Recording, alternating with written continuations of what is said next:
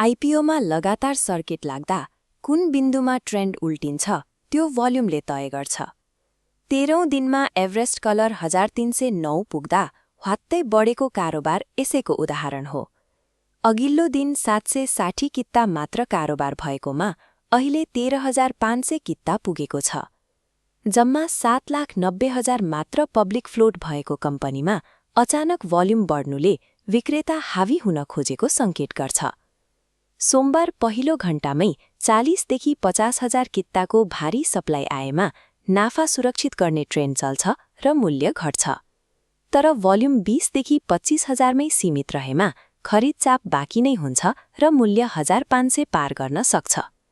त्यसैले अब कम्पनीको आगामी मूल्य फन्डामेन्टलले होइन, सोमबार खुल्दा आउने भोल्युमको आकारले मात्र तय गर्नेछ।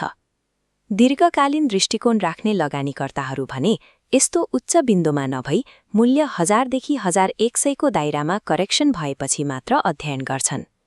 तपाईको विचारमा बजार कता जाला? कमेन्ट गर्नुहोस् र आइपिओ अलर्ट नेताल सब्स्क्राइब गर्नुहोस्।